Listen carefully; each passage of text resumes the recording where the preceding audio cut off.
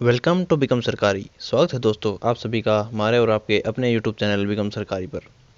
तो आज की इस वीडियो में मैं हमारे आज के जो भी इंपॉर्टेंट करंट अफेयर्स के क्वेश्चंस हैं उनको आपके साथ डिस्कस करूंगा।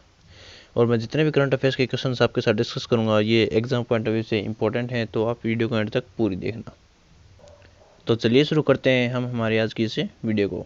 तो हमारा आज का पहला सवाल है, गणतंत्र दिवस परेड 2022 में किस राज्य को सर्वश्रेष्ठ राज्य झांकी के रूप में चुना गया है? तो इसका सही जवाब है उत्तर प्रदेश, ऑप्शन ए। तो जो अभी हाल ही में 26 जनवरी को जो गणतंत्र दिवस परेड 2022 हुई थी उसमें सर्वश्रेष्ठ राज्य झांकी के रूप में जो उत्तर प्रदेश राज्य की जो झांकी थी उसको चुना गया है। 26 जनवरी 2022 को गणतंत्र दिवस परेड में भाग लेने वाले 12 राज्यों केंद्र शासित प्रदेशों में उत्तर प्रदेश की झांकी को सर्वश्रेष्ठ झांकी के रूप में चुना गया है। उत्तर प्रदेश की झांकी का विषय एक जिला एक उत्पाद और काशी विश्वनाथ धाम था। 26 जनवरी को गणतंत्र दिवस परेड में कुल 12 राज्य और केंद्र शासित प्रदेशों ने हिस्सा लिया था। दूसरा स्थान पारंपरिक हस्तशिल्प के पालने पर आधारित अपनी झांकी के लिए कर्नाटक को मिला, यानी कि जो क्रेडल ऑफ ट्रेडिशनल हैंडीक्राफ्ट्स जिसका जो थीम था जो कर्नाटक की झांकी थी उसके लिए कर्नाटक को दूसरा स्थान मिला है। जबकि तीसरा स्थान मेघालय के 50 साल के राज्य का दर्जा और महिलाओं के नेतृत्व वाली सहकारी समितियों और SHG को श्रद्धांजलि पर आधिकारिक झांकी को के लिए मिला है।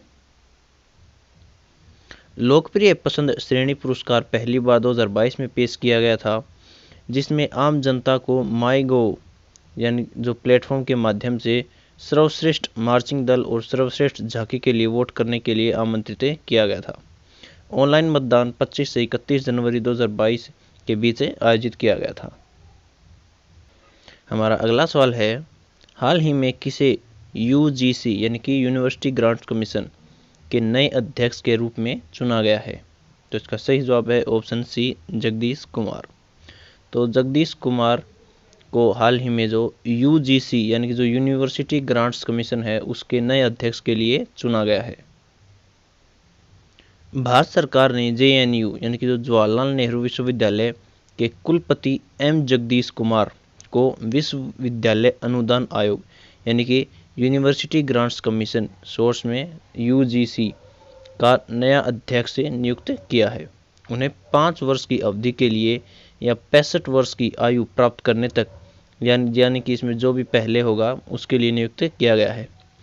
प्रोफेसर DP सिंह के 65 वर्ष की आयु प्राप्त करने के बाद इस्तीफा देने के बाद UGC अध्यक्ष का पद 7 दिसंबर 2021 से खाली था। उनकी नियुक्ति 2018 में हुई थी, यानी कि जो DP सिंह थे, प्रोफेसर DP सिंह, इनकी नियुक्ति 2018 में हुई थी और अभी जो M जगदीश कुमार है इनको इस पद का अध्यक्ष बना दिया गया है। हमारा नेक्स्ट क्वेश्चन है, अंतर्राष्ट्रीय मानव बंधुत्व दिवस किस दिन मनाया जाता है? तो इसका सही जवाब है 4 फरवरी, ऑप्शन बी। तो 4 फरवरी को जो है अंतर्राष्ट्रीय मानव बंधुत्व दिवस मनाया जाता है। 4 फरवरी को दुनिया भर में अंतर्राष्ट्रीय मानव बंधुत्व दिवस यानी कि international day of human fraternity मनाया जाता है। दिन का उद्देश्य विभिन्न संस्कृतियों और धर्मों या विश्वासों के बारे में जागरूकता बढ़ाना और सहिष्णुता को बढ़ावा देना है और लोगों को शिक्षित करने के लिए कि सहिष्णुता, बहुलवादी परंपरा, आपसी सम्मान और धर्मों और विश्वासों की विविधता मानव बंधुत्व को बढ़ाती है। इसका उद्देश्य लोगों को शिक्षित करना भी है कि सहिष्णुता, बहुलवादी परंपरा, आपसी सम्मान और धर्मों और विश्वास की विविधता मानव बंधुत्व को बढ़ावा देती है। हमारा अगला सवाल है, राष्ट्रीय इलेक्ट्रॉनिक्स और सूचना प्रौद्योगिकी संस्थान के महानिदेशक के पद पर किसे नियुक्त किया गया है? तो इसका सही जवाब है मदन मोहन त्रिपाठी, ऑप्शन ए। तो जो राष्ट्रीय इलेक्ट्रॉनिक्स और सूचना प्रौद्योगिकी संस्थान के जो महानिदेशक के पद के लिए मदन मोहन त्रिपाठी को नियुक्त किया गया है। डॉक्टर मदन मोहन त्रिपाठी राष्ट्रीय इलेक्ट्रॉनिक्स और सूचना प्रौद्योगिकी संस्थान यानी कि national institute of electronics and information technology के महानिदेशक के रूप में शामिल हुए हैं। जो NIELIT में शामिल होने से पहले, यानी कि जो नेशनल इंस्टीट्यूट ऑफ इलेक्ट्रॉनिक्स और इंफॉर्मेशन टेक्नोलॉजी में शामिल होने से पहले डॉक्टर मदन मोहन त्रिपाठी DTU यानी कि जो दिल्ली प्रौद्योगिकी विश्वविद्यालय है नई दिल्ली में प्रोफेसर के रूप में कार्यरत थे।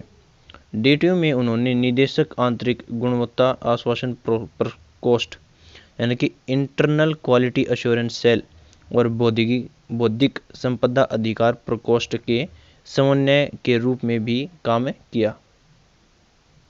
हमारा अगला सवाल है, हाल ही में स्पेसएक्स ने कितने स्टारलिंक उपग्रहों को ऑर्बिट में लॉन्च किया है? तो इसका सही जवाब है 49, ऑप्शन सी। तो जो स्पेसएक्स ने हाल ही में 49 स्टारलिंक उपग्रहों को ऑर्बिट में लॉन्च किया है। स्पेसएक्स ने अपने बढ़ते स्टारलिंक इंटरनेट मेगा कॉन्स्टेलेशन में अन्य 49 उपग्रह शामिल किए। एक फाल्कन 9 रॉकेट ने 3 फरवरी को नासा के कैनेडी स्पेस सेंटर से उड़ान भरते हुए 49 नए स्टारलिंक उपग्रहों को ऑर्बिट में लॉन्च किया। समूह 4 से 7 के रूप में जाना जाने वाला स्टारलिंक का यह नया सेट कॉन्स्टेलेशन में 1800 से अधिक कार्यात्मक उपग्रहों में शामिल होगा। यह 2022 का तीसरा स्टारलिंक लॉन्च था। हमारा अगला सवाल है, वैज्ञानिकों द्वारा हाल ही में एक नए HIV स्ट्रेन की पहचान कहाँ की गई है? तो इसका सही जवाब है ऑप्शन बी, नीदरलैंड। तो नीदरलैंड में जो है वैज्ञानिकों ने जो एक नए HIV स्ट्रेन की पहचान नीदरलैंड में की गई है।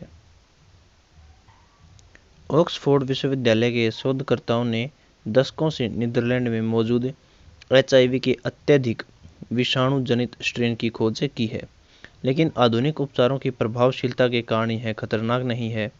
शोधकर्ताओं ने साइंस पत्रिका में बताया कि दूसरे वेरिएंट से संक्रमित रोगियों की तुलना में VB वेरिएंट से संक्रमित रोगियों के रक्त में वायरल स्तर 3.5 से 5.5 गुना अधिक था।